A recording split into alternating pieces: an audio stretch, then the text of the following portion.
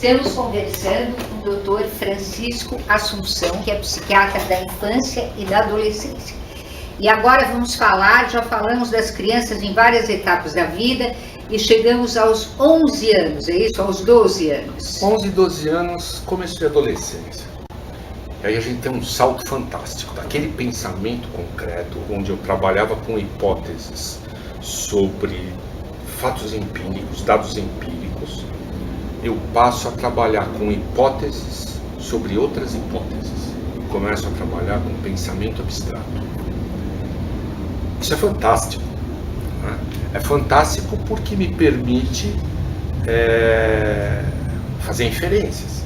Se eu fizer tal coisa, acontece isso, mas se eu fizer outra coisa, acontece de outro jeito. Se eu tiver outra possibilidade, isso me permite um leque de possibilidades e de escolhas.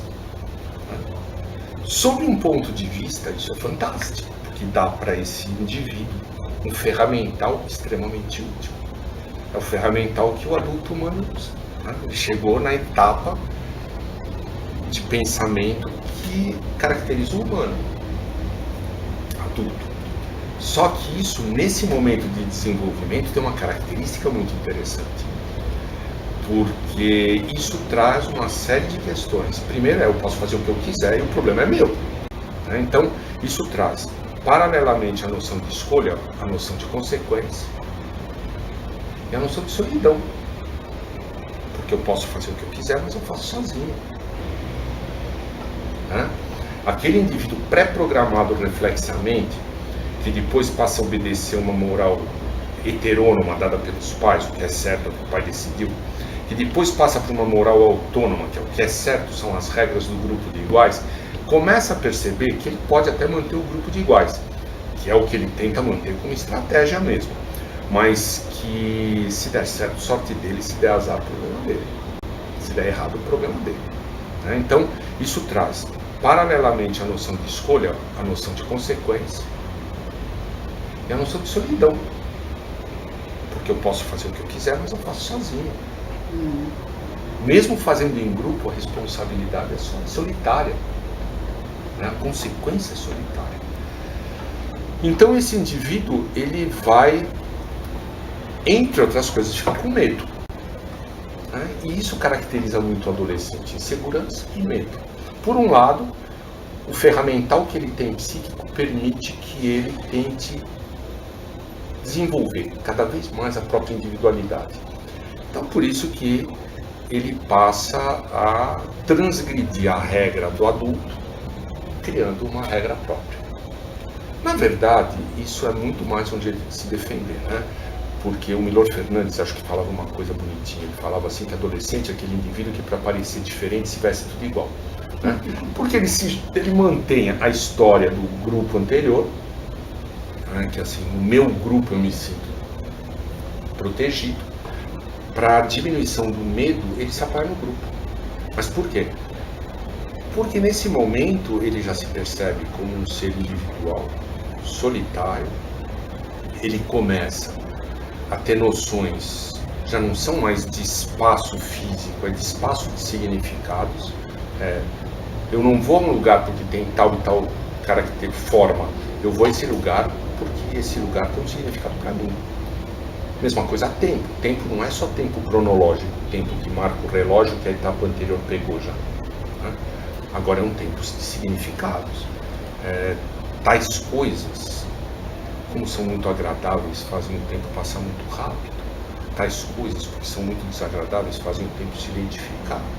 Então, isso dá para esse indivíduo a possibilidade, inclusive, de ele criar uma coisa que vai o caracterizar mais para frente como adulto, que é o projeto. Projeto de vida. Por que eu vivo? E aí, nesse momento, é interessante porque o adolescente traça grandes projetos. O adolescente é aquele indivíduo que faz 3 revoluções sociais no guardanapo do restaurante. E é interessante que, quando ele vira adulto quando ele não faz mais as 3 opções, mas ele escolhe uma e corre o risco. Aí ele virou adulto.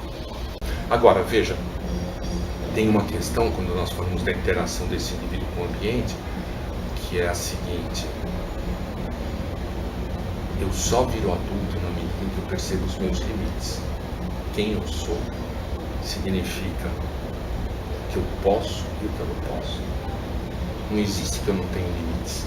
Hoje as coisas são passadas muito como se tudo fosse possível. Não, tudo não é possível. Eu não posso ser um jogador de basquete. Tenho 1,83 m, não posso. E a adolescência não tem marcadores biológicos, muito menos de término. Então cada vez nós vamos empurrando esses marcadores mais para frente. Cada vez vai sendo mais tardiamente que esse indivíduo vai se transformando num adulto. Quando eu digo se transformando num adulto, é responsável por si. Né? Responsável por si é capaz de se adaptar às demandas do ambiente onde ele vive. Né?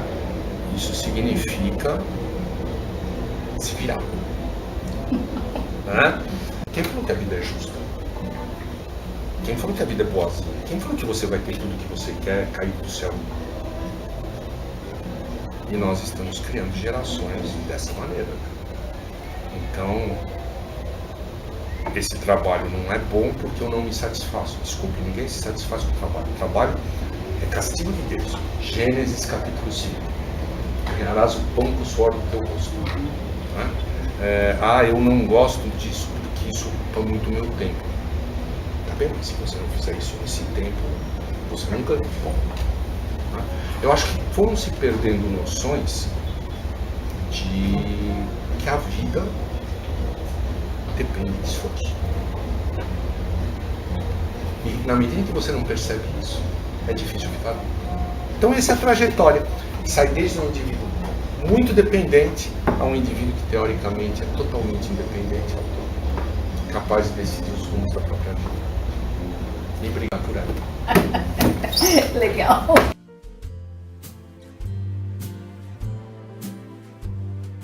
Every time we say goodbye, I die a little. Every time we say goodbye.